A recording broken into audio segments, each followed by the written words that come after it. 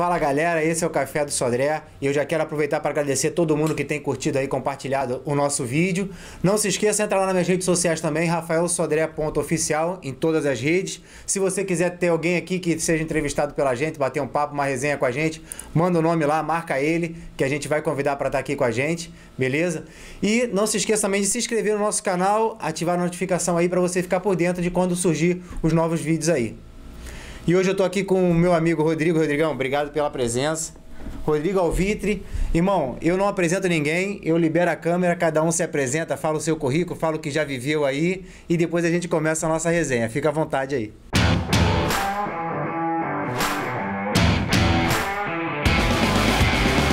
Sodré, obrigado pelo convite, cara. Prazer estar aqui. Não, Rodrigo, eu sou um apaixonado pela vida, pelas pessoas, e hoje eu me considero um especialista em gente, cara. Tô no mercado de trabalho há muito tempo, comecei com 14 anos, estou com 43, embora não pareça.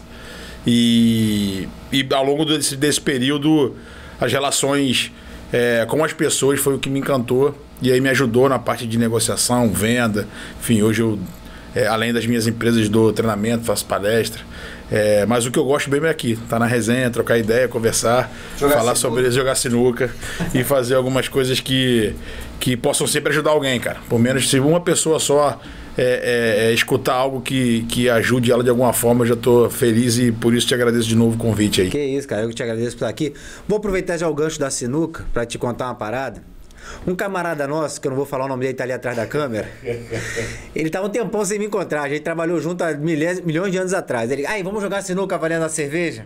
Eu falei assim, beleza. Aí a gente foi lá pra Tijuca, pra sinuca lá. O rapaz tomou uma surra, cara. Mas tomou uma surra, tá devendo a cerveja até hoje. Mas depois a gente cobra isso, não tem problema não. Irmão, você falou que começou com 14 anos, né? Então vamos começar daí. Fala pra mim... primeiro, Rodrigão, da onde você é? Nascido, criado... Então, eu sou nascido e criado no Flamengo, né? No bairro do Flamengo. Hoje, há 2 anos atrás, eu moro em Laranjeiras. Tô dizendo que eu tô ali de passagem, que eu vou voltar pro Flamengo, com certeza. Fui criado ali desde sempre. Meus pais são espanhóis, né? Meu pai veio pra cá de navio com 18 anos. E, enfim, começou como faxineiro numa padaria ali no centro do Rio. E depois ele, com trabalho e tal, conseguiu evoluir, montar suas coisas e tal. E eu nasci ali, eu nasci na Silveira Martins, ali a Catete ainda, né? E logo em seguida eu fui pra Ferreira Viana. E ali fiquei a vida inteira, estudei ali no bairro e tal. E sou dali do Flamengo e tenho meu ciclo de amizade maior ali ainda até hoje. Entendi. E com 14, aí você falou que começou a trabalhar com 14 anos, né? Qual foi a tua primeira experiência? Então, Sodré, eu vou pular a parte do currículo acadêmico, porque ele não é referência para ninguém. Então, eu sempre tive dificuldade para aceitar a forma tradicional das escolas já naquela época. Então, para mim era muito... o que me ensinavam ali é óbvio que tem valor, senão não era feito daquela forma. Mas eu não... para mim eu achava que era pouco, assim, que eu precisava de mais coisa, que me dava inquietação. E aí cara, fui expulso do meu primeiro colégio, né? Enfim, por uma discordância com o diretor e tal. E aí fui para um outro colégio, e aí meu pai me chamou. Minha criação foi uma criação dura, né? Minha mãe, como eu falei, meus pais são espanhóis, e minha mãe era criação que hoje não pode, mas naquela época podia, sabe? A primeira vara da infância era a de bambu, que é aquela que você aprendia a regra. Então, e meu pai sempre foi um cara que estava perto, mas a minha mãe cuidava da educação. Até que um dia ele me chamou e falou, tá, e aí? O que você vai ser da vida? A única coisa que eu não quero é que você seja vagabundo, você tem que fazer alguma coisa. Eu falei, pô, pai, não quero estudar, cara, não dá mais e tal. Eu tinha 14 anos, não dá mais com 14 anos naquela época, porque hoje um cara de 14 anos é como se tivesse naquela época 18, né? Exatamente, Aí ele falou assim, você não quiser fazer o quê então? Eu falei, eu vou trabalhar. Aí ele falou, tá, mas você não serve pra nada, você vai fazer, como você vai trabalhar se você não sabe nada? Eu falei, pô, mas deixa eu trabalhar aí, cara, numa das empresas e tal, me coloca pra trabalhar. Ele me colocou pra trabalhar, chamou um sócio que a gente tinha e falou, quero que ele trabalhe aí, mas ele não tem condição de de fazer nada. Eu quero que você... Nessa época, teu pai já tinha... Tinha um hotel. Tinha um hotel. É. E aí ele falou, ó, quero que ele trabalhe aí. Ele não vai receber nada, porque ele não tem nada para entregar, então não tem por que receber. Ele vai trabalhar aí para aprender. E quero que ele faça o que todos os funcionários fazem. Quero que ele passe por todos os setores. Eu não quero que ele tenha nenhum tipo de privilégio. E assim foi. Depois eu descobri que o que ele queria é que eu desistisse, né? Então eu trabalhava, ia para a escola de manhã e depois ia pro trabalho. Aí eu passei por todas as áreas: lavanderia, mensageiro, lavei prato, servi. Isso já lá em Niterói? Não, aqui, na 2 de dezembro, ali no Flamengo. E uma coisa curiosa é que, pô, o franco brasileiro fica 2 quarteirões dali. E eu morava 2 quarteirões pro outro lado. Então, quando eu fui trabalhar de mensageiro, quando eu cheguei no mensageiro, cara, eu usava uniforme de mensageiro na porta do hotel, né? Então a galera que estudava comigo passava ali direto, né? E me sacaneava. E eu, assim, eu falei, cara, beleza, foi isso que eu disse que eu queria, então é isso que eu vou ter que ser. E aí eu nunca mais saí. Fiquei ali com 17 anos. Eles a gente tinha outros hotéis, né? E aí não tinha sócio suficiente para tocar todos os prédios. A gente tinha um prédiozinho, um hotel pequeno ali na rua Bento Lisboa, que chamava Hotel Bento Lisboa. Na época era um hotel, o período era R$13. Na época a portaria tinha um vidro blindado e tal. E aí falaram, ó, manda o garoto pra lá, que não tem ninguém pra ir, manda o garoto tocar. Aí eu fui. Cara, e ali eu comecei a perceber e aprender que existe a verdade de todo mundo e existe a tua verdade. E aí, se você não se guiar pela tua verdade, você não vai conseguir os resultados que você poderia conseguir se acreditasse. E, cara, eu comprei tinta, tinham 11 funcionários, comecei a pintar o hotel com os meninos e tal, e a gente pintava e aí ficava na recepção e fazia misto quente e entregava não sei o que. E era um hotelzinho pequeno, assim, a gente... Cara, o hotel, graças a Deus, a gente conseguiu notar uma melhora, assim, porque os clientes notavam, o ambiente melhorou, sabe? Eu sempre fui um cara brincalhão, então a galera tava sempre animada, então os clientes perceberam isso. E aí, com 18 anos, eu já fui para outro lugar, aí fui para Espanha, fiquei um ano também trabalhando numa cafeteria lá no hotel, voltei. Antes dos 19, e aí eu trabalhava em um outro hotel na Glória.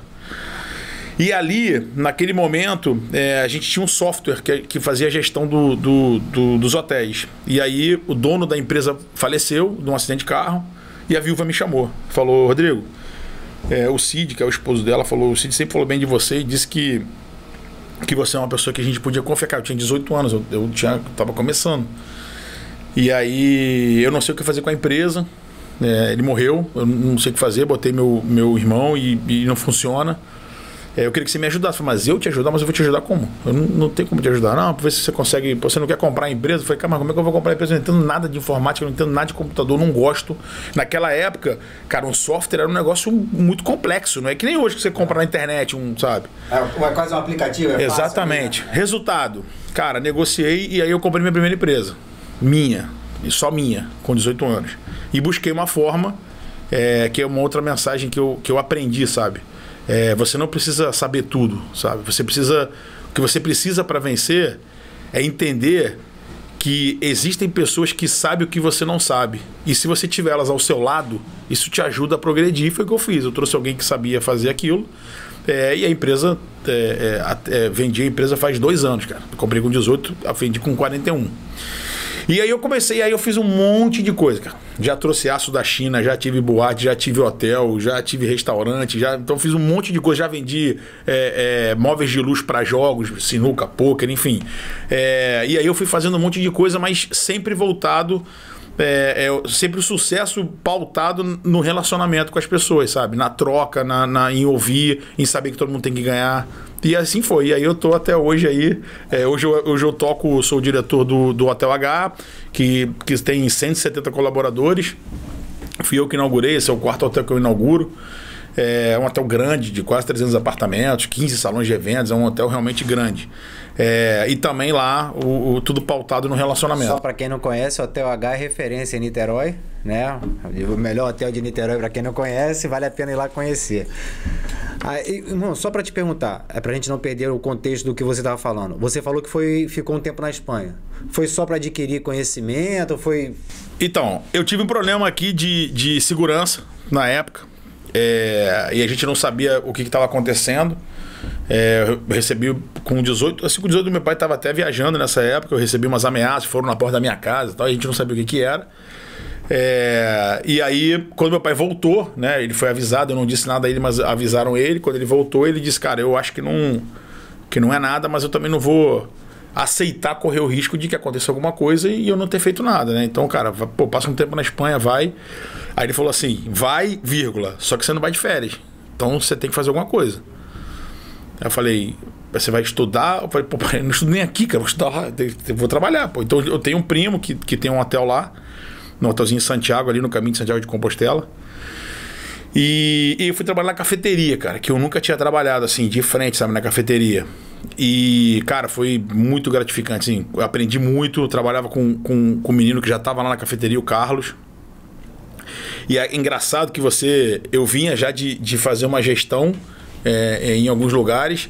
Cara, e eu fui pedir para ele me ajudar a fazer café, porque eu não sabia fazer café de máquina, sabe? Então, assim, não existe o cara que sabe tudo ou o cara que sabe mais. Existe o cara que sabe o que ele sabe e outra pessoa que sabe o que você não sabe. E aí você vai trocando. E aquela experiência para mim foi muito boa. Aprendi muita coisa lá, muita coisa, assim, muita. E aí eu fiquei 10 meses. 9, 10 meses. Não aguentava mais, cara. Queria ir embora e tal. Adoro a Espanha, eu vou todo ano. Minha família tá lá, eu adoro. Mas eu sou daqui, sou carioca. Eu não, pô, o inverno é duro. Eu queria estar aqui. E aí voltei. E aí já voltei trabalhando e tal. E aí. E eu acho assim, essa mensagem que tu acabou de passar, né? Que você chegou a gerir já, né? Já tinha gerido alguns hotéis e tudo mais. E foi para lá trabalhar no café, né? E eu vejo algumas pessoas que não têm a humildade, né, de conseguir dar passos atrás, né, para chegar a algum lugar maior. Então eu vejo que muito mais forte é a pessoa que sabe dar passos atrás para depois conseguir manter a tua caminhada e até aumentar a tua caminhada. E eu falo muito isso também, né, porque assim como você, daqui a pouco a gente vai falar sobre isso, sobre treinamento de pessoas e para empresa e tudo mais. Eu já dei alguns treinamentos também, né, pela minha empresa. E eu falo muito isso, a pessoa que consegue também dar passos atrás para seguir para frente, né? Eu acho que é muito mais forte do que a pessoa que não baixa a cabeça para poder crescer. O que eu acredito, Sodré, de verdade, é que ninguém é estrela sempre, sabe? Então, assim, se você for hoje lá no hotel, provavelmente quando você entrar lá e as pessoas me chamarem, a gente já teve a oportunidade de tomar um café lá com você, pô, lá eu posso parecer a estrela, o diretor do hotel e tal. Dentro do hotel, quando eu vou na padaria, eu não sou a estrela é o seu Lima, pô, que é o chefe da padaria. Sabe por quê? Porque se eu tiver que fazer um croissant, o hotel fecha.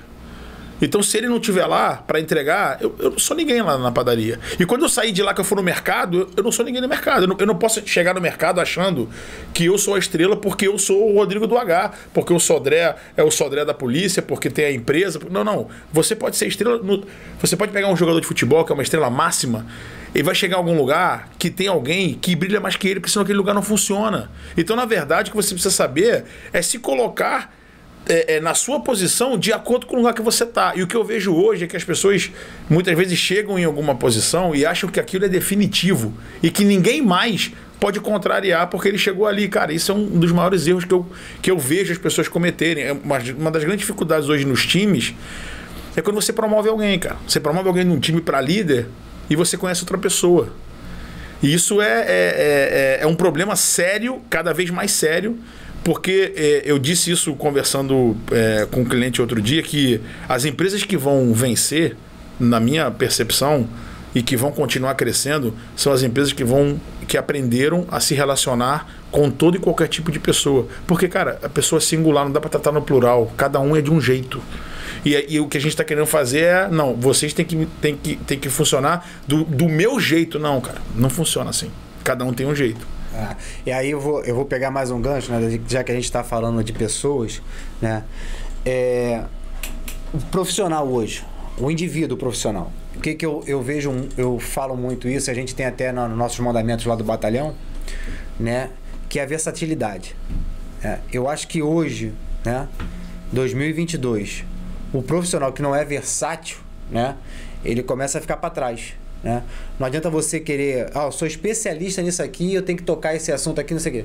Que pode ser que onde você trabalha, né? No local, não estou falando uma empresa, às vezes é teu próprio trabalho, você toca um negócio próprio que vai precisar de você em outra ponta e você vai precisar desenvolver algum trabalho. né? Então, pessoas versáteis hoje no mercado é difícil de encontrar, não é tão fácil. Acredito que você passe por isso, né? Pela quantidade de colaborador que você tem. Mas que saiba fazer tanto de uma documentação, né? Até entregar um produto que ele precisa botar uma força manual para fazer. Entendeu? O que eu acho, assim, o que eu acho que mais grave do que a pessoa não ser versátil é a pessoa ter a sensação de que a minha obrigação é isso, cara. Isso aqui não é mais minha obrigação. E aí, assim, isso impede a evolução. Porque quando eu não estou disposto a fazer algo que eu acho que não é para eu fazer, eu tiro de mim o direito de aprender algo que eu nunca fiz, cara. E aí você não sabe o que vai acontecer lá na frente. Porque eu, por exemplo, se for conversar lá na frente sobre a questão das palestras, quando eu fui dar minha primeira palestra, eu fui convidado por conta do atendimento que o hotel dava. Eu nunca tinha falado para ninguém. Tanto que eu comecei dizendo, cara, eu não vim dar uma palestra, eu vim bater um papo com vocês. Ah, não, eu não vou fazer a palestra porque isso não é meu, cara. Eu sou o diretor do hotel, eu tenho que fazer. Eu não teria entrado no mercado que eu entrei porque me puxaram para ele. Então você fecha a porta de oportunidades pelo simples falar, não, eu já faço o meu e tá tudo certo. Cara, assim, isso eu acho que vai mudar ao longo do tempo, Sodré, porque o mundo é mais versátil. O mundo não tem mais. O mundo não quer eu ia falar até o nome de uma instituição, mas eu vou pular, mas assim, o mundo não funciona mais como algumas instituições públicas. Que tem o cara que assina, o cara que carimba, o cara que abre a porta, o cara... Não funciona mais assim, cara. A pessoa quer chegar num lugar e quer resolver o problema dela naquele lugar. Ela não quer passar por 25... Você não quer ligar no 0800 e clicar 18 números, dependendo do que você quer fazer. Você quer lá e resolver o teu problema. Eu tenho um problema. Quem vai resolver não importa. Não importa qual é o problema. Sabe? Então, assim, o que eu tô vendo é que existem muitas pessoas hoje no mercado que se tiram o direito... A chance de conhecer, de fazer algo novo. E isso lá na frente vai cobrar. Com certeza a vida vai cobrar. E a gente fala muito, né, também. As pessoas falam muito do pato, né? O pato nada, o pato corre, o pato voa, mas o pato não faz nada bem, né? E eu comecei, assim, eu acho que a gente tem o mesmo pensamento. E eu falei assim, mas quem é esse pato, irmão? Né? Como você acabou de falar que as coisas foram acontecendo, te levou para palestra e tudo mais, eu falei, mas quem é esse pato? Esse pato tá com vontade de voar? Né? Se ele tiver realmente com vontade de voar, ele vai voar, irmão. Né? É isso que eu acho que o que eu acho assim, que é evidente que você não vai pedir para ninguém, você não pode exigir de ninguém que o cara faça tudo de forma extraordinária. É possível que tenham pessoas que fazem, mas isso não é o normal. E se você for pegar como exemplo, que é algo que a galera, que a grande maioria conhece, fala e todo mundo se sente conhecedor, se a gente fala de futebol, você não vai pedir pro Cristiano Ronaldo que seja um exímio marcador. Bom, você tem que pedir para ele voltar 10 metrozinhos para ajudar na marcação. E você pode falar de Vinícius Júnior, pode falar de qualquer jogador que hoje, lá na frente, você não pode pedir para um zagueiro ser um super artilheiro, mas ele vai chegar lá na frente no cruzamento e vai meter a cabeça na mão. O cara tem que ter... O que a gente está discutindo é que esforço eu faço para entregar algo mais do que a minha obrigação me manda. Porque assim, eu quero melhorar, mas só quero fazer minha obrigação. Não funciona. São duas informações desconexas. Sabe? Eu não posso querer ter o mérito se o meu esforço vai até onde me obrigam no meu contrato. E quando eu digo, não estou falando de hora, não, estou falando de entrega. O que eu entrego? Não, eu não estou disposto a aprender mais nada, porque o que eu faço é isso. Tá bom. Então você vai fazer isso para sempre. E não venha dizer, eu estou cansado porque há 10 anos eu faço a mesma coisa. Não, é que você não quer fazer coisa nova, porque você não se dá a oportunidade. Então o que eu percebo hoje é que muitas vezes a pessoa quer primeiro ter para depois ser. Isso é um problema. Você tem que ser primeiro. Não, só, eu quero ser o gestor da minha empresa. E eu hoje trabalho como secretária. Beleza, mas eu vou ter a postura de gestor. Eu vou chegar no horário do gestor, eu vou me vestir como gestor, eu vou me comunicar como gestor, eu vou cumprir a minha obrigação como gestor. Em algum momento vão dizer, cara, esse cara está pronto para ser gestor. Não. Primeiro eles querem ser o gestor para depois mostrar que se comporta como... Não dá. Aí é muito arriscado para a empresa. Não dá. E nas tuas palestras, irmão, qual é o assunto que você assim mais gosta de abordar? Tem algum direcionamento, né, na tua palestra lá, ou você começa com a resenha e começa a falar, ou até alguém... É lógico, a maioria das vezes a empresa entrega um produto pra gente, né? Sim. Pô, Rodrigo, eu queria que você falasse sobre isso aqui para empreendedorismo, algo do tipo. Eu comecei, Sodré, falando sobre atendimento, né? Eu fui convidado por uma das maiores empresas de energia do mundo, né, para fazer uma palestra sobre atendimento, porque o hotel tinha sido escolhido a nível Brasil como fornecedor com atendimento mais reconhecido pelos usuários. Então fui falar sobre atendimento. E aí fiz a palestra lá, era a minha primeira vez que eu já tinha falado em público, porque no colégio eu fui presidente do Grêmio, e aí lá a gente frequenta um clube chamado Casa de Espanha, e aí eu criei lá um grupo chamado Junta Jovem, e eu era presidente do Junta. Então eu estava acostumado a falar em público, mas falar para clientes, para profissionais sobre um tema específico era a primeira vez. E aí eu montei uma palestra bem amadora, e me apresentei e apresentei para os diretores dessa empresa, a nível Brasil. Aí a diretora de RH disse para mim, cara, você usou a palavra carinho 17 vezes. Isso me chamou a atenção. Aí eu não tinha me dado conta, não foi proposital. Eu falei, cara, porque na verdade o que eu acredito é que o que de mais barato e mais valioso você pode entregar para um cliente é carinho. E é de graça. Você não precisa gastar nada. E aí esse bordão saiu e eu comecei a fazer muita palestra sobre atendimento voltado pro carinho, a palavra carinho, que era... E chamava atenção, porque eu sou meio ogro, né? Um cara desse tamanho, com essa cara de burrado, falou sobre carinho, mas e aí aconteceu assim.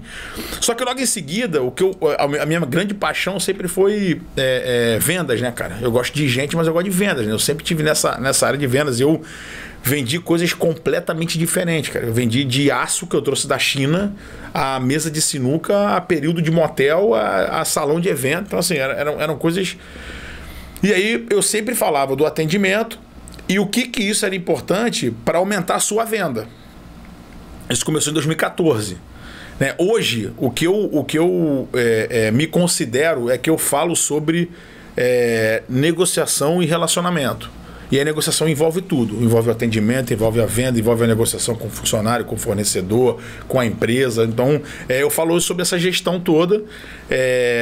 Gosto muito de... Não é o que eu faço como minha atividade principal, mas é algo que eu gosto muito de fazer, sabe? Agora, nesses últimos tempos, eu até recusei 2, 3 convites, porque a gente está inaugurando os restaurantes novos e tal, a gente está no final da obra aí, mas na segunda mesmo eu dei um treinamento de... Cara, fiquei quase 6 horas, assim, com a equipe, e para mim é muito bom, porque a minha intenção...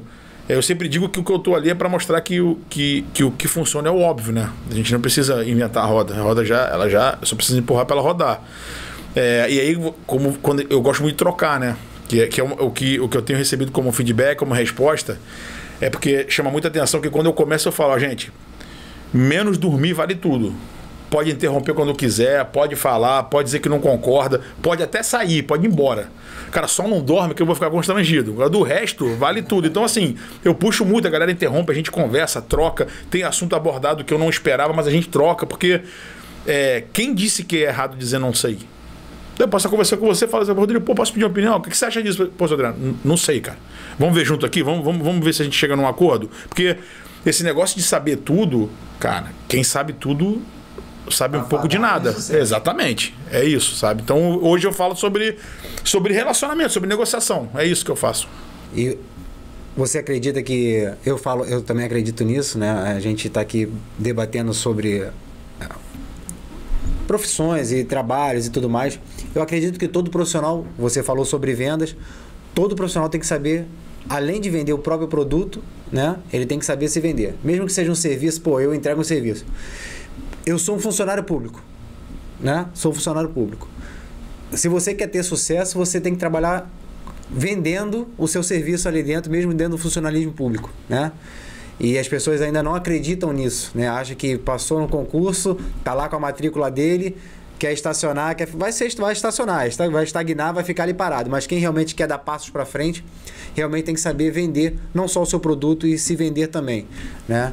E a venda para você, como você falou, para o profissional hoje é base. É o que o cara tem que saber fazer também. Então, Sodré, a primeira coisa que eu não conheci nunca nenhuma pessoa que não fosse vendedor. Ele pode ser bom ou ruim, mas ele é vendedor. Porque a primeira coisa que a gente vende, direta ou indiretamente, somos nós mesmos, né? Se eu sento com você e tomo um café com você, naquele momento você está me avaliando, de alguma forma. E eu estou me vendendo. Então, a maneira como eu converso, a atenção que eu te dou, o respeito com que eu te trato, o carinho com que eu te trato, cara, isso é uma venda. Você amanhã pode ter vontade de falar comigo novamente ou não. Então, eu me vendi para você, bem ou mal. Eu conheço pessoas que começaram no funcionalismo público e que pediram para sair para alçar voos maiores. Esse cara se vendeu ao longo do processo. Porque pô, eu tô aqui, eu tenho uma garantia de um concurso que eu fiz que é para a vida toda. Cara, mas ficou pequeno para mim, sabe? As pessoas estão me dizendo, vem, cara, vem, você é maior que isso, vem, você pode ser maior que isso. E o cara foi, porque ele se vendeu ao longo do processo. Então, isso serve, inclusive, e tá longe de ser... Ah, não, porque o problema é você falar sobre fazer as coisas com interesse. Nada, existe nada que não seja com interesse. Se eu te der um abraço, eu tenho interesse que você me dê um abraço de volta. E o interesse não é necessariamente ruim. Você pode ser interessado e não interesseiro. Quando eu te dou um abraço, eu quero um abraço de volta. Se eu te dou respeito, eu quero respeito de volta. Isso é interesse. Eu tenho interesse de que você me devolva o respeito que eu tenho por você. Então, quando você faz alguma coisa, você está também transmitindo o quão interessante você é para a pessoa trocar com você. Então, se eu hoje não me vendo como pessoa... Quando eu digo me vendo, eu não gosto da questão robotizada, cara. Me vendo assim, o que você é, como é que você se apresenta ao próximo. Se eu chego num lugar para tirar um documento e entro lá e falo, pô, tudo bem, boa tarde, como é que você tá? E a pessoa fala, amanhã eu vou encontrar com ela na recepção do hotel que ela vai se hospedar e ela vai chegar lá, tem como eu ficar até 1h da tarde? Não tem como ficar até 1h da tarde.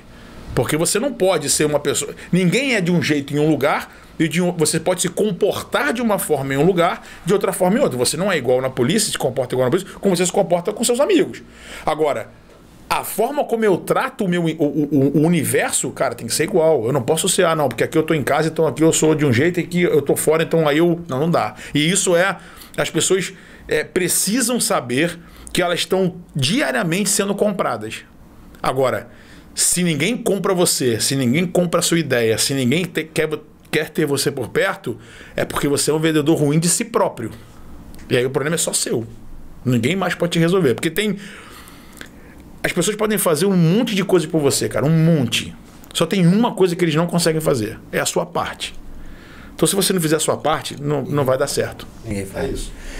Dentro desse universo, irmão, de gestão, de estar com pessoas... Tem alguém que você se espelha? Alguém que você... Pô, meu irmão, esse cara, essa mulher, essa pessoa... esse eu tenho como norte. Então, Sodré, assim, vou dizer uma coisa que eu não quero que pareça... como é que eu vou dizer? Parece exagerado. Mas as grandes dificuldades que eu tive, os grandes benefícios que eu tive ao longo da minha vida e que também é a grande dificuldade... É que assim, eu sempre gostei de duvidar do que já acontecia, sabe? Então, eu tenho isso na hotelaria, eu tenho isso... Cara, dificilmente eu fiz alguma coisa que as pessoas ao meu entorno dissessem, não, vai lá, cara, faz, vai dar certo. Não, sempre tinha um problema, mas você tá maluco e tal. E eu sempre busquei uma forma, como eu disse lá atrás, da minha verdade. Porque assim, eu tenho que eu não sei se é um defeito ou uma qualidade... Mas assim, como só a única pessoa que eu responsabilizo por qualquer coisa que aconteça na minha vida, qualquer uma, sou eu mesmo. Não importa o quê, não importa. Se eu tiver com você, eu tiver um relacionamento com você de amizade, de proximidade, de negócios, e amanhã você falhar comigo, a responsabilidade é minha. Eu me juntei com quem eu não devia. A responsabilidade é minha responsabilidade. Já que eu não estou disposto a dividir a responsabilidade do meu fracasso com ninguém, eu não divido as minhas ações com ninguém. Então, assim, tem pessoas, sim, que eu escuto, que eu procuro observar, que eu procuro ver, mas nunca para fazer, esse cara fez isso, eu vou fazer também. Não, é assim, que lição eu tiro daqui? sabe? O que que essa pessoa fez que eu faria diferente? O que que essa pessoa de sucesso fez que ainda assim eu faria diferente porque a minha verdade me leva por outro caminho? Então, se eu fosse dar uma pessoa como referência, e aí eu acho que não é nem uma referência como negócios, nem como venda, nem... seria meu pai, cara. Meu pai. É foda. E assim, por que meu pai? Porque o que eu aprendi com ele no dia a dia, sabe? É um negócio que eu não consigo...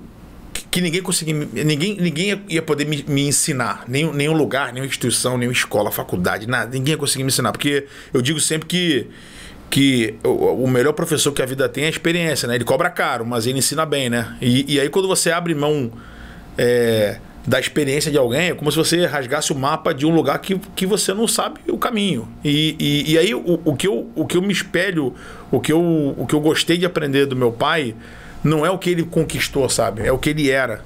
É o que ele é o que ele... sem ter nada, tendo menos, tendo mais, você olhar pra ele e falar, cara, esse cara é o mesmo sujeito, cara. Como é que pode isso? Sabe, o cara não tinha nada, o cara saiu da roça, tinha uma roupa nova pra ir na missa aos domingos, depois trocava roupa entre os 9 irmãos, e o cara veio de barco, 45 dias pra chegar no Brasil, de navio, e o cara era de um jeito. Aí ele conquistou, virou empresário de sucesso, cara, conhece um monte de gente, se relaciona, e o cara é o mesmo sujeito. O que mudou? É que hoje ele ajuda mais gente do que ele ajudava antes, porque ele pode hoje ajudar mais do que ele podia antes. Então, assim, esse é o grande aprendizado, eu acho. Assim, eu acho que esse aprendizado, ele se conecta no que eu acredito que é a relação humana. Porque hoje, se você chegar lá no hotel e você falar com o meu time, cara, eu tenho orgulho. Os caras falam, pô, seu Rodrigo é maneirão, tá maluco? Não, esquece, tô com ele. Por quê? Eu não dou nada pra eles a mais. O que eu dou pra eles é carinho, respeito. E isso eu aprendi com ele. Com o meu velho, sabe? Então, eu acho que como referência, eu uso as referências que ele me trouxe pra tudo. Seja pra negócio, pra relacionamento, pra vida, pro aperto de mão, sabe? E ele fala, eu aprendi com ele isso. Ele diz, o contrato só tem validade se você quiser brigar com alguém. Não queira brigar, pô. Um aperto de mão é suficiente. Se você tratou, você tem que cumprir. Não importa como, mas é tratado, é tratado. Se você identificar que o que você tratou não é bom pra você no segundo momento, você faz e não trate de novo. Mas você tem que cumprir. Então, cara, isso pra mim eu acho que é o maior aprendizado que eu levo. Cara, vou te falar, eu já falei isso aqui, acho que em outros episódios, né? Acho que foi no primeiro, acho que foi que um amigo meu teve aqui do batalhão também, a gente falou sobre formação de cursos e tudo mais. E dificilmente eu vejo pessoas, né, que hoje, né, consegue estar num nível bacana de vida, num nível de trabalho. Não estou falando de estar rico, não é isso que eu estou falando. Eu estou falando no nível de trabalho, tá feliz no teu trabalho, ser um cara bom no teu trabalho. Homem, mulher, não estou falando isso. Dificilmente as pessoas não falam que tem o pai como um bom exemplo. Eu estou falando a figura paterna, né? Não estou falando que não pode ser a mãe que se tomou a figura paterna e se tornou o pai da gestão também. Não estou falando isso. Isso pode acontecer.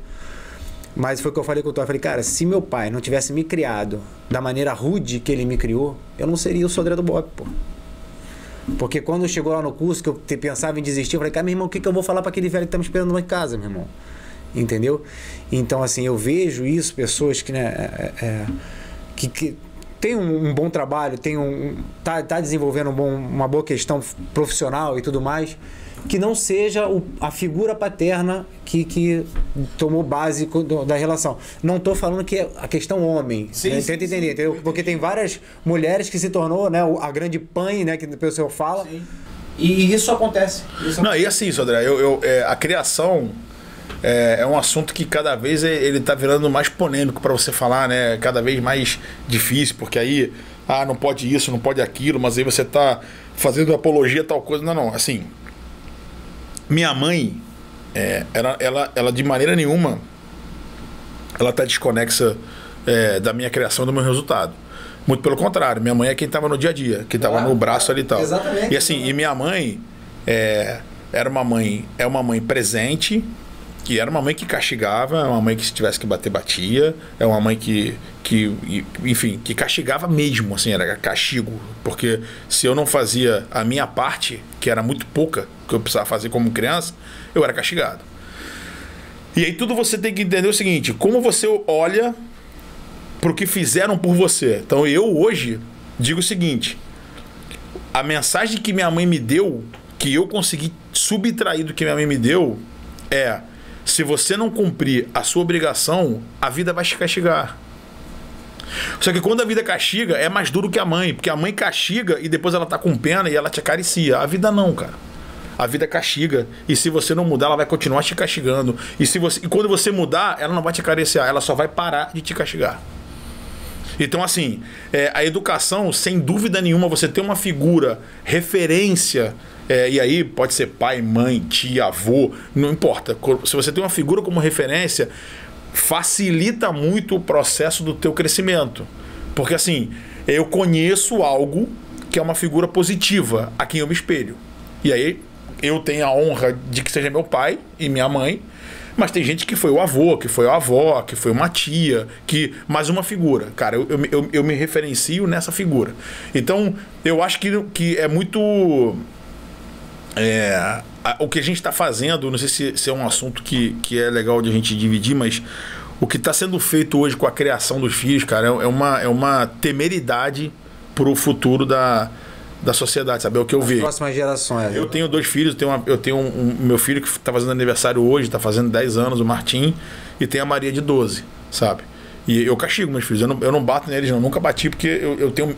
Não é porque eu não acho que podia... Não, eu não bato porque eu tenho medo de errar a mão. Mas eu castigo, sabe? Eu castigo de uma forma... são castigos de criança, tira isso, tira aquilo, isso aqui não pode, vai ficar sem tal coisa. E aí me perguntaram, né? Um amigo meu perguntou: pô, Rodrigo, você não tem pena, não? Pena? Não, cara. A minha primeira obrigação é ser pai. A segunda é ser amigo. O que eu não vou abrir mão é de cumprir a primeira. Porque essa é a minha obrigação primordial. Se eles quiserem ser meus amigos, cara, pra mim vai ser um orgulho. Desde que eles entendam que a função de pai não tem que ser deixada pra trás pra virar amigo. Claro. Amigo não educa, cara. Amigo muitas vezes não educa. O pai, a obrigação do pai e da mãe é educar, é botar limite, é saber o seguinte: se você hoje não fizer o que tem que ser feito, lá na frente você não vai fazer o que tem que ser feito. E aí não adianta olhar para trás, porque já foi. Já passou, exatamente. Exatamente. Isso. Você falou da tua mãe também, cara. A minha mãe falava para mim assim: ela falava, mãe, tô com febre hoje, não vou. Não, tu vai pro colégio, meu camarada.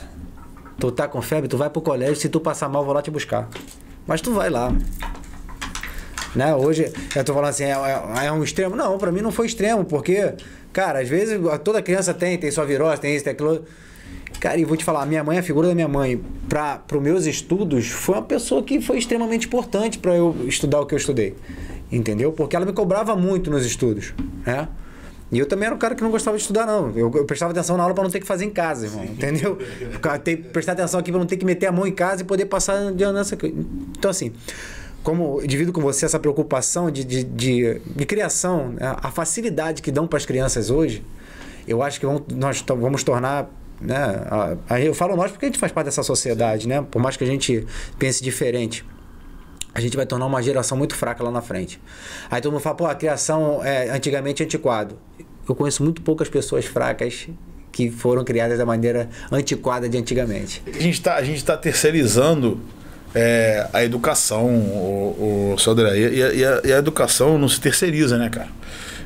Você está falando dos fracos, né? Tem uma história que um sheik aí do mundo árabe perguntaram para ele, né? Falou: pô, você hoje tem dono de um país e tal, o que você acha pro futuro e tal? Aí ele falou o seguinte: meu avô andou de camelo. Meu pai andou de camelo.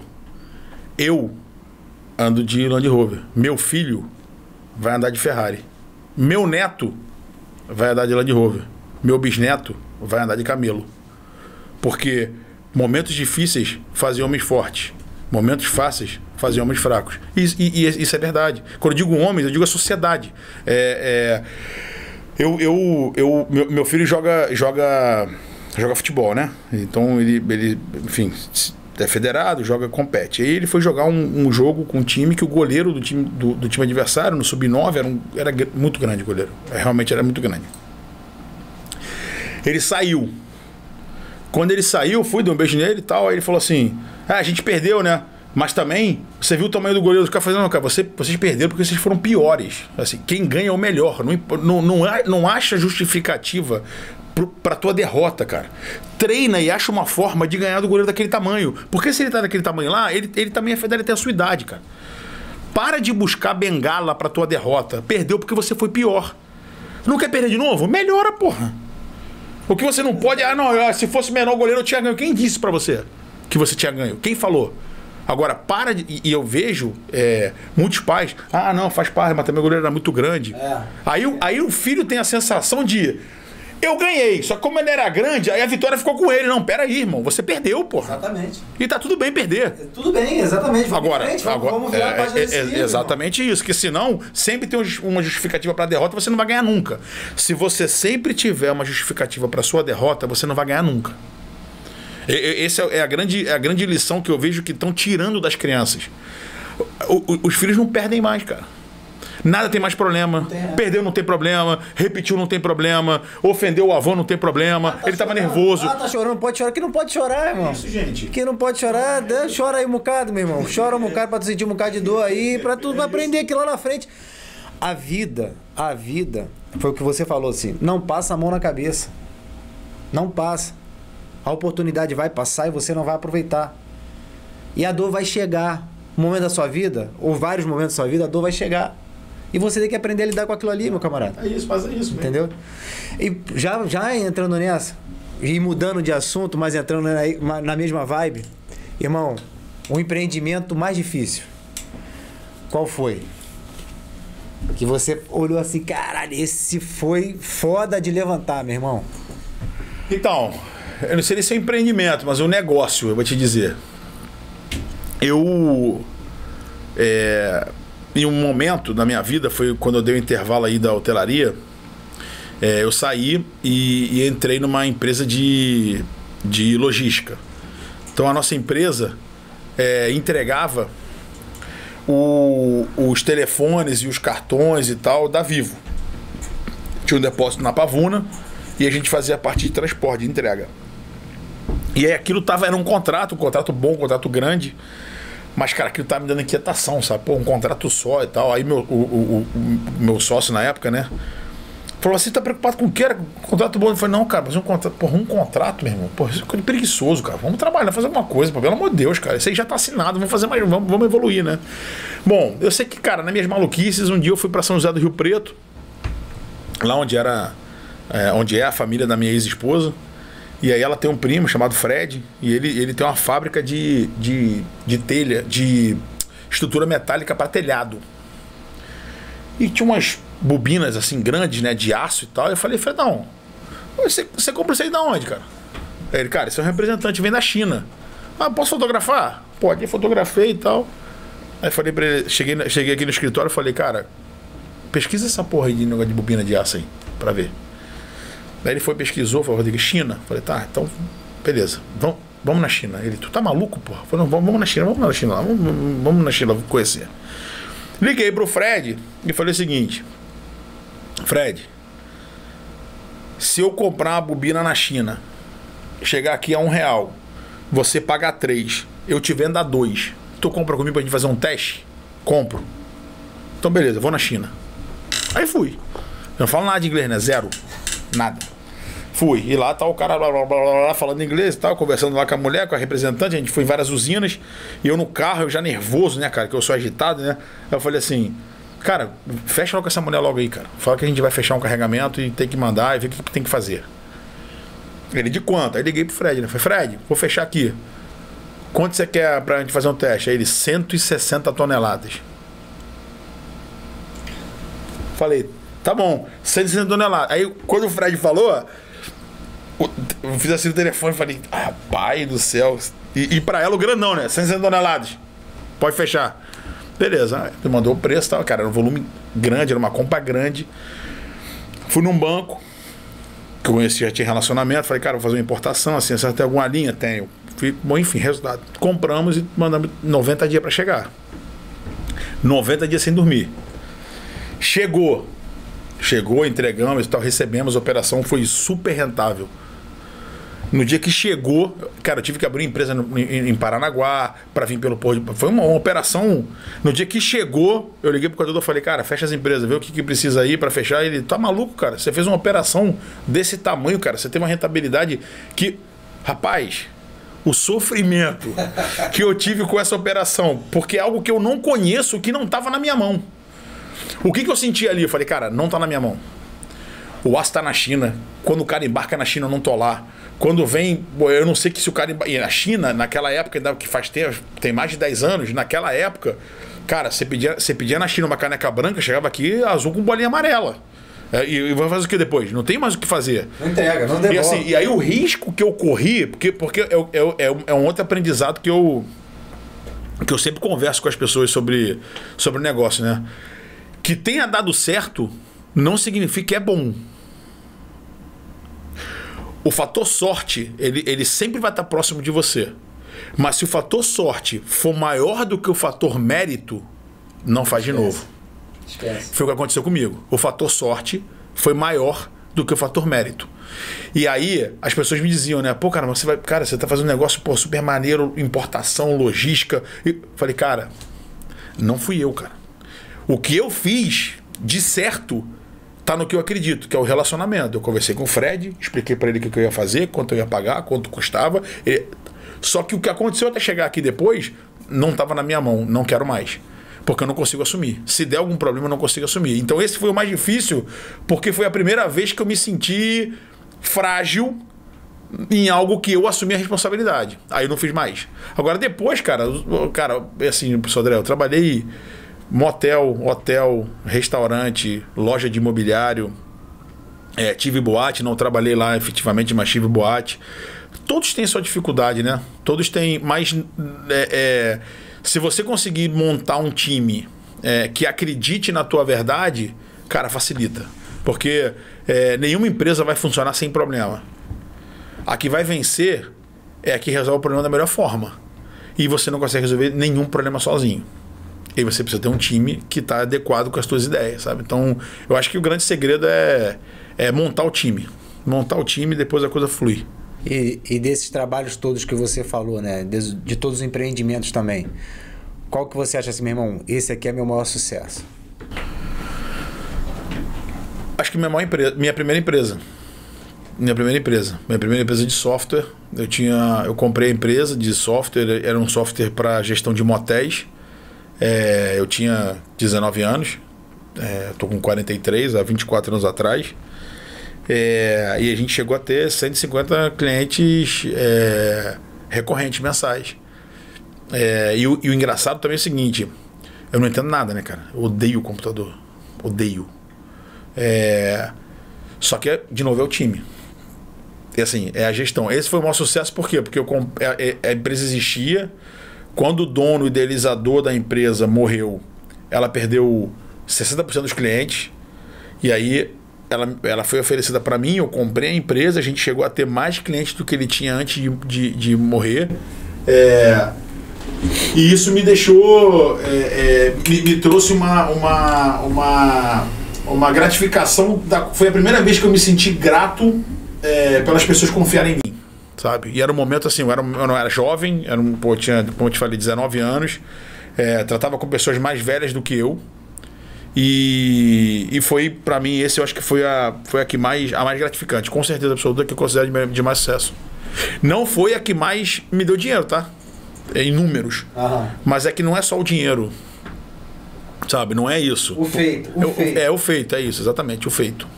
E agora, o que as pessoas acredito que vejam, né, do Rodrigo como maior sucesso, que é o Hotel H. Me conta aí a história dele, como é que ele surgiu. Que você já me contou naquele café, né? Mas agora a gente vai contar pra galera aí como é que surgiu o Hotel H em Niterói. O Hotel H, na verdade, o Hotel H foi um presente, né? E eu devo muito mais a ele do que ele a mim, né? Porque as pessoas... não, porque o Hotel H do Rodrigo... Não, o Hotel H não é do Rodrigo, né? Eu sou sócio do hotel O hotel tem outros sócios, o que sim, eu sou o gestor que lidero lá o time. Ali era um motel, era um casebre. Há muitos anos atrás, eu não era nem nascido quando meu pai e os sócios compraram, acho que foi em 1973. Era uma casa velha, como eles dizem, né? Era uma casa velha. E aí eles assumiram e trabalhavam como motel, foram melhorando. Depois já eu não sei se foi em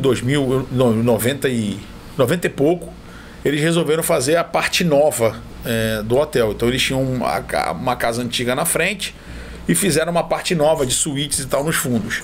E fizeram uma fachada, enfim, muito bonita, com arquitetura, que você olhava, espelhava e via o Cristo. Enfim, tinha toda uma dinâmica lá.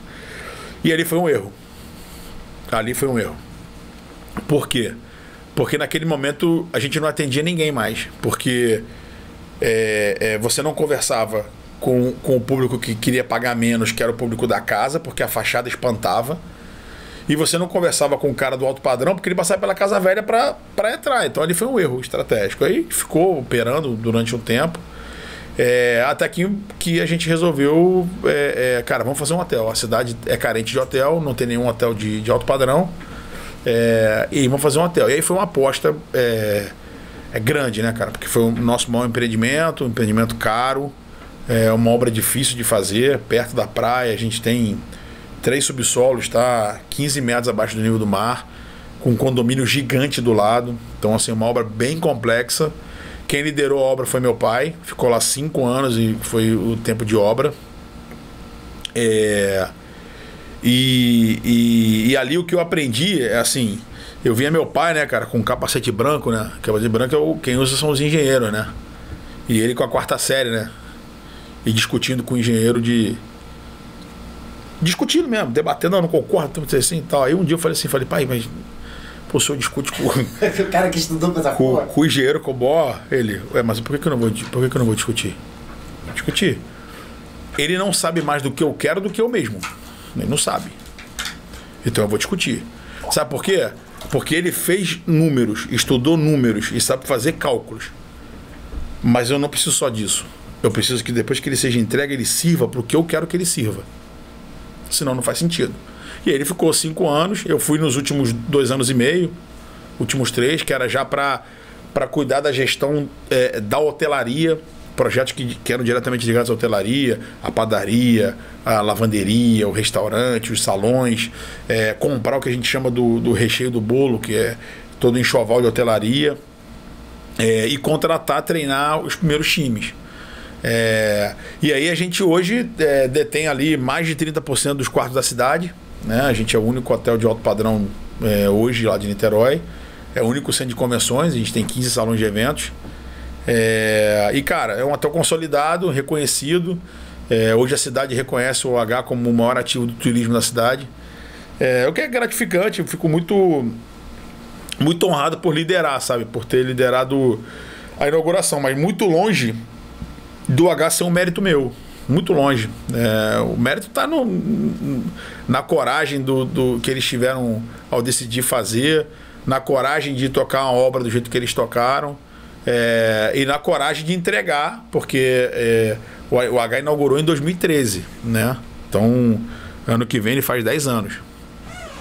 Eu tinha 34 anos. E eu sou o segundo diretor mais novo. Nós somos 5, né? E aí eles entregaram... Então, quando inaugurou, você não era o diretor? Eu era o diretor geral. A gente chama de diretor executivo, né? Mas a gente tem lá outros 4 diretores que cuidam de setores diretamente de algum setor. A gente tem o diretor de compras, o diretor de departamento de pessoal e recursos humanos, o diretor financeiro e o diretor de reservas. E eu conecto. Eu era do grupo o único que tinha experiência da gestão toda do hotel. Mas foi entregue a gestores jovens, né, cara? Uma aposta grande e a gente deu conta. Assim, fiquei realmente sou muito grato ao OH. O OH me deu muita coisa, assim, muita coisa. Então eu sou muito feliz de poder ter liderado o início e estar lá até hoje. E assim, Rodrigão, quanto tempo no ramo de hotelaria? Tu começou lá com 14 anos. 28 anos. 28 anos no ramo de hotelaria. 28. O quanto a hotelaria depende do turismo? Em porcentagens, digamos assim. Porque assim, a gente sabe que tem hotéis que dependem do negócio da cidade, né? O que o pessoal se hospeda para fazer negócios em determinada cidade, tudo mais, às vezes não é o turismo. Então assim, para o Rio de Janeiro, para Niterói, onde você atuou, o quanto que a questão hoteleira depende do turismo? Então, Sodré, é importante a gente dizer que empresas podem ser do mesmo ramo e não serem iguais. Tá? Isso é importante. Primeira coisa que a gente precisa separar. Então, todos os hotéis servem para alguém ir lá dormir, mas não servem para todo mundo. Então, eu vou te falar, por exemplo, do Rio. Quando eu comecei aqui no Rio, lá atrás, há muitos anos atrás, o Rio também era uma cidade que 80% era corporativo, cara. Por mais que não pareça, tá? O Rio enchia no Réveillon, no Carnaval, mas depois era corporativo. Era uma cidade que atendia muita demanda da Petrobras, que tinha um volume gigantesco de hospedagem para a cidade. O Flamengo, por exemplo, muito tempo viveu do Grupo X, lá do Wake, porque ele ocupava aqueles hotéis todos do bairro com as empresas que ele tinha, porque ele era sediado no Flamengo. Hoje, existem hotéis... o Rio, como é uma cidade grande, ele tem que ser dividido por bairros também. Então, se você tem um hotel no centro, provavelmente a tua grande ocupação é uma ocupação do corporativo. Se você vai para Copacabana, você tem corporativo, mas você tem mais turista. Vamos falar de Niterói. Niterói, 90% do volume é corporativo. 90% é corporativo. É uma cidade que é carente de turismo. E aí é carente de turismo para a hotelaria, que são uma outra coisa que a gente precisa discutir. O turismo não é igual para todo mundo. Existem turistas em Niterói? Sim, existem. Você consegue aumentar o volume de turistas indo para Niterói? Consegue. Você consegue aumentar o número de turistas dormindo em Niterói? É pouco provável. Por quê? Porque Niterói tem uma vantagem e uma desvantagem que são a mesma. A proximidade com o Rio. Então, é muito mais provável que alguém venha dormir em Copacabana e vá visitar Niterói do que alguém vá dormir em Niterói e venha visitar Copacabana. Então, a cidade de Niterói pode ter um turismo para o restaurante, para a farmácia, para a banca de jornal, para o táxi, para os atrativos turísticos, seja o Caminho Niemeyer, seja um museu, seja, enfim, vários como a gente tem lá. Agora, para a hotelaria, é pouco provável. É um turismo dia. Niterói, as pessoas saem muito para estudar, vão morar em outros lugares, como toda cidade pequena, né? Niterói tem 500 mil habitantes. Então, assim, você tem esse turismo de regresso. Vem visitar a mãe, vai ter o casamento de alguém, isso acontece. Agora, a grande fração de clientes que a cidade tem é do mercado corporativo, mais especificamente do mercado offshore. Entendi. Isso em Niterói. Niterói. Agora, a gente aqui, por exemplo, a gente tem um hostel boutique aqui chamado Vila 25, em Laranjeiras. Cara, é 100% turista. 100% turista. Sabe? Porque ele está num bairro que é um bairro atrativo para o turismo, mas ele tem um formato de negócio que é a cara do turista, do cara que vem a passeio. Não é a cara do corporativo. Sabe? Então, assim, ali é 100%. Tanto é que, com a pandemia, o volume do H não foi atingido, o volume de hospedagens, porque o nosso cliente precisava seguir se hospedando, mas o Vila a gente chegou a não ter ninguém. Nenhuma pessoa. Porque estava tudo fechado, ninguém pode viajar, ninguém pode ir para lugar nenhum, então as pessoas não vêm, porque ele era exclusivamente de pessoas que vinham a lazer. Então a gente ficou sem demanda nenhuma. E a gente está a 22 km de distância um do outro. Depende de onde você está e o produto que você tem para oferecer. O produto que você tem, exatamente. E o que você acha assim como política pública para o turismo?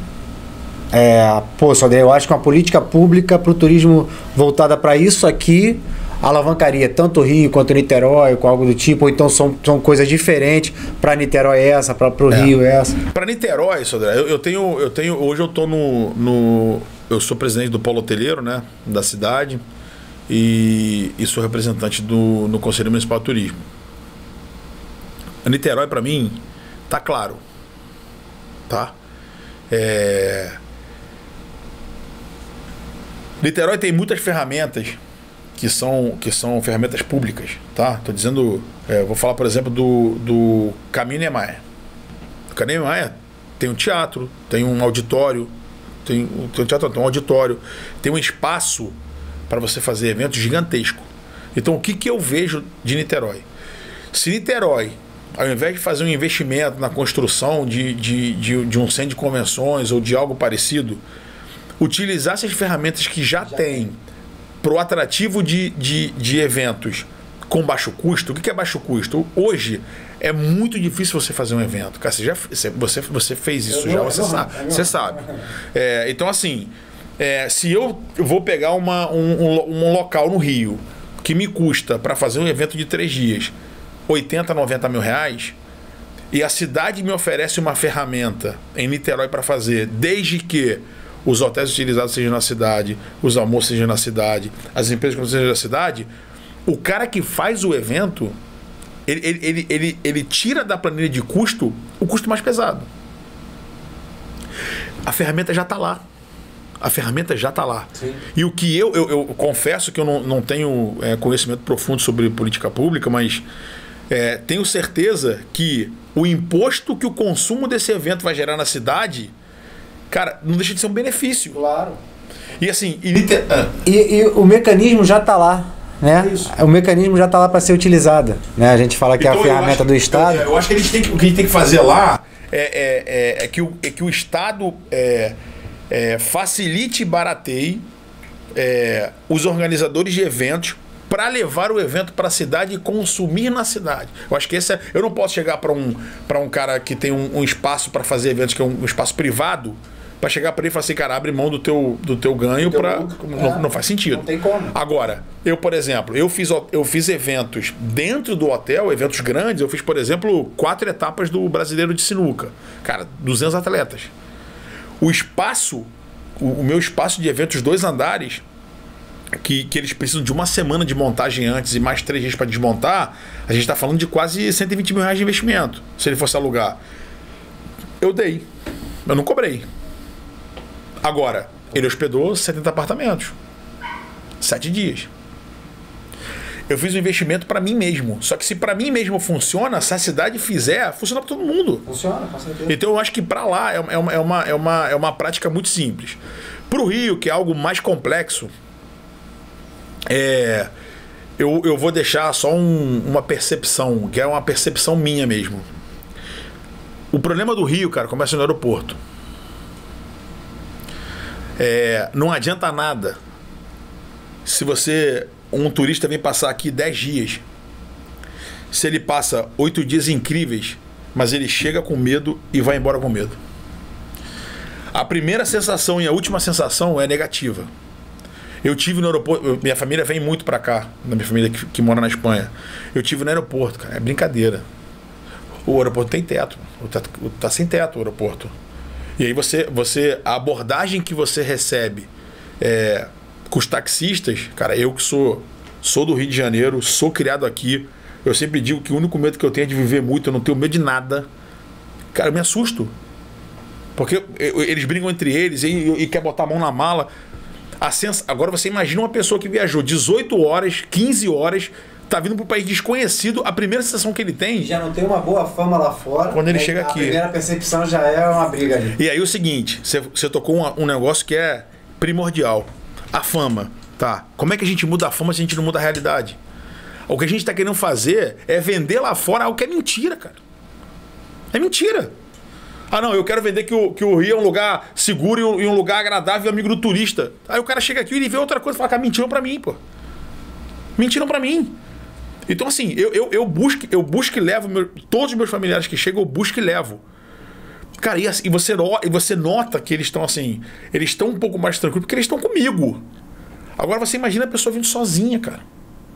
A sensação que a pessoa tem é de insegurança, assim.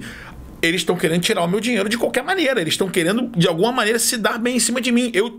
O hotel que a gente tinha aqui onde era o antigo Hotel Bento Lisboa, que eu contei a história no início, que hoje é o Hotel Escorial, que não é mais do grupo, mas eu tive um hóspede meu que chegou da rodoviária. Eu saí do Escorial há 14 anos atrás. O cara cobrou R$98 da rodoviária até o Largo do Machado, porra.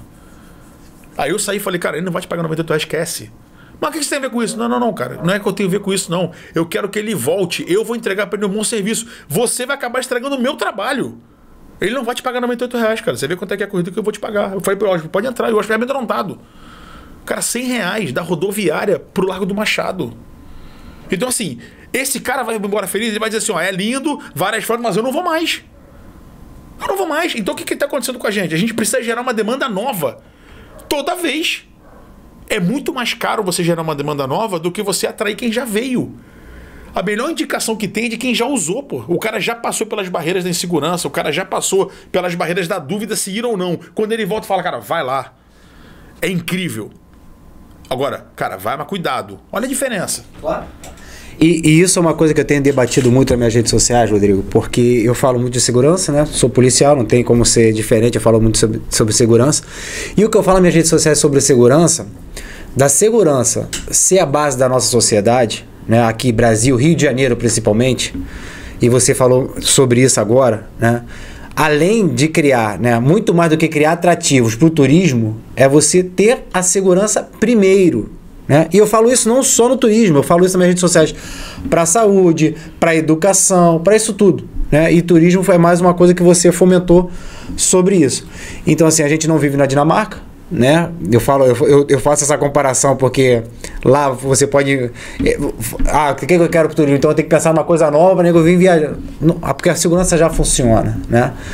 E eu vejo que a nossa sociedade ainda não entendeu que a segurança para o Brasil e para o Rio de Janeiro, e eu vou repetir mais uma vez, sempre que eu falo sobre isso, não falo isso puxando brasa para o meu lado, que eu sou da segurança pública, não é, e nem com orgulho algum que eu falo sobre isso. Eu falo porque realmente, se nós não tratarmos da segurança, nada vai funcionar. Saúde não vai funcionar, educação não vai funcionar, turismo não vai funcionar, muito menos, né? Porque você não pode levar um turista para o Cristo que no meio do caminho ele vai ser assaltado ali atrás do Morro dos Prazeres, né? Então é mais ou menos isso que eu dividi, e foi muito bom você ter falado isso, que assim, não adianta a gente fomentar com inovações para o turismo e tudo mais se o básico não vai funcionar, né? E eu acho que isso é a base da nossa sociedade, e é mais ou menos isso que eu penso. Eu me preocupa muito assim, Sodré, porque é evidente que você que está na área da segurança tem um conhecimento muito maior do que o meu nessa área, mas assim, eu tô na hotelaria há tanto tempo, cara, e assim, e a gente vê porque lá no começo, né, na nossa conversa, eu falei para você, eu sempre tento mostrar para as pessoas que o óbvio funciona, né? E aí a gente vem há 40 anos discutindo o mesmo assunto e procurando uma solução para melhorar algo que os problemas que o prejudicam não são resolvidos. A gente quer inventar alguma coisa para tampar o buraco. Só que assim, cara, não vai funcionar. Não vai funcionar. Eu não posso... minha mãe, por exemplo, aí meus primos chegam, né, tal, meu X, enfim. A minha mãe... Primeira coisa que ela fala: tira o relógio, tira o cordão, porque vocês não...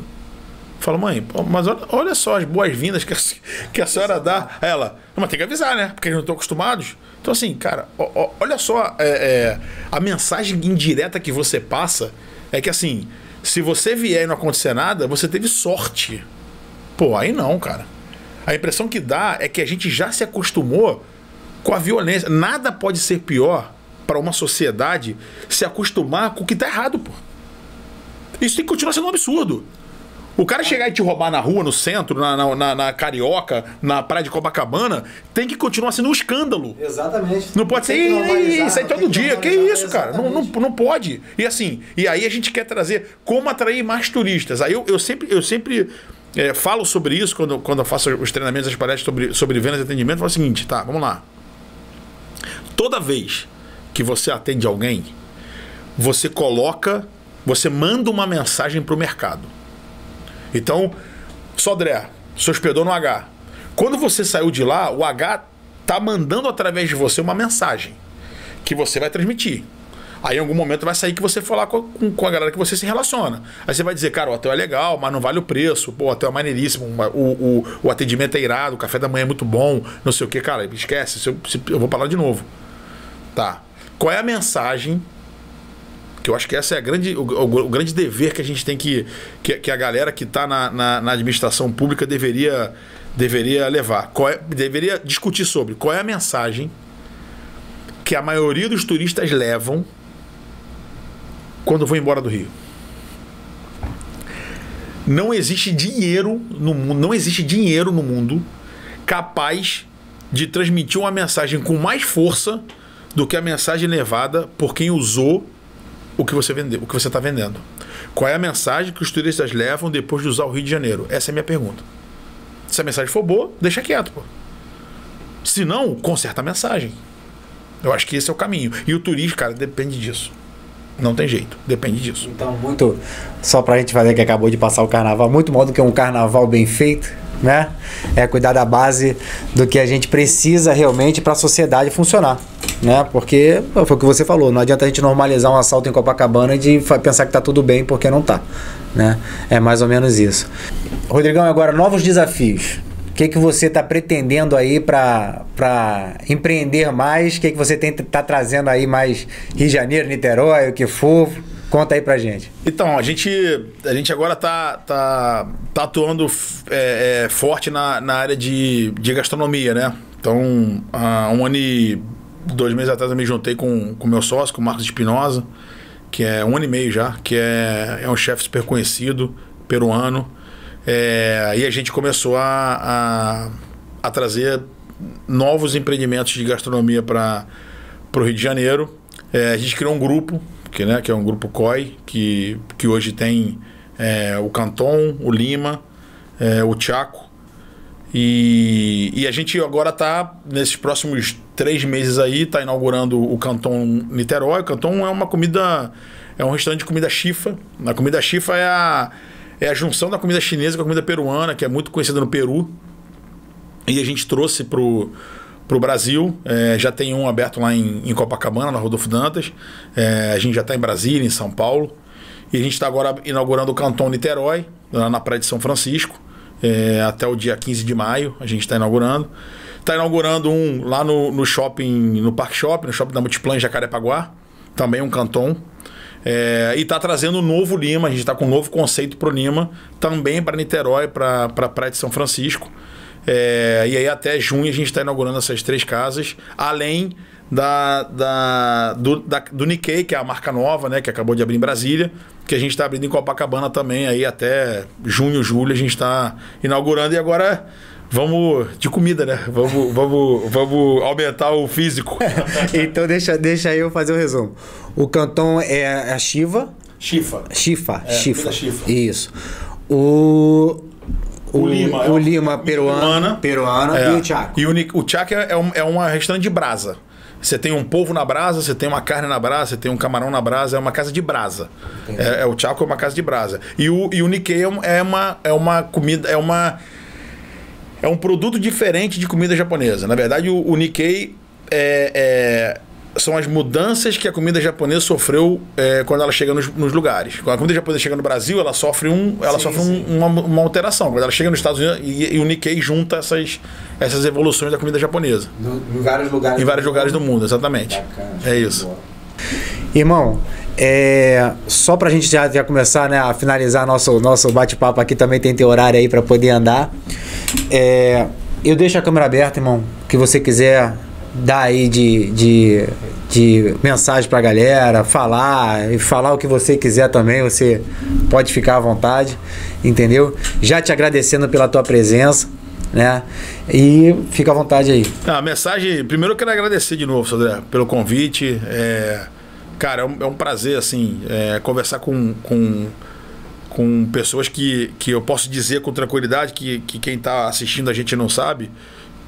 não combinou nada, não combinou pergunta, não perguntou. A gente simplesmente chegou, trocou ideia, conversou, cada um falou o que acha, a gente podia ter divergido em alguma opinião, isso faz parte do processo de crescimento de qualquer sociedade, qualquer pessoa.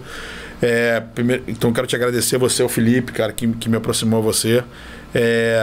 E a mensagem que eu deixo, cara, que eu acho que hoje eu vou aproveitar para deixar, usando aí aproveitando que hoje é aniversário do meu pequeno, é que o crescimento dói, cara.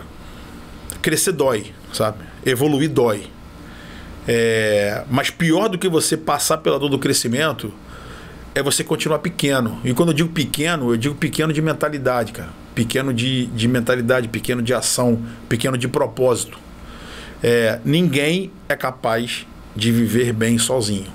Ninguém. Então, se você fizer o bem ao próximo, quando eu digo o bem, não é dar, não é o bem, cara. É o bem, é escutar, é dar um ouvido, é tratar uma pessoa com carinho, é olhar, é dar um bom dia, cara. Sabe? Tenha certeza que o seu entorno vai melhorar. E a gente não pode querer que o mundo mude se a gente não ajudar a mudar quem está do nosso lado, cara. E quem está do nosso lado não é o que você vai dizer para ele fazer, é o que ele vê você fazendo. Então, assim, pegando o gancho da venda, você está se vendendo todo dia, cara. Se venda bem, porque nenhum produto é mais valioso do que você mesmo. Então, eu acho que essa é a mensagem. Mais uma vez, obrigado, e foi muito gratificante. Vamos repetir mais para frente. Com certeza. Tá aberto aqui, é só chegar e vamos jogar sinuca, que eu vou ensinar pro Felipe como é que se joga sinuca novamente. Então esse foi mais um Café do Sodré. Meu amigão Rodrigo Alvito, obrigado, irmão, ficar com Deus. Não se esqueça, se inscreva aí no canal, né? Curte o nosso vídeo aí, compartilhe, e também comenta lá nas nossas redes sociais, rafaelsodré.oficial. Se você quiser trazer alguém aqui, bota lá pra gente, marca a galera que a gente convida pra vir aqui bater um papo com a gente, tá bom? Fique com Deus, força e honra.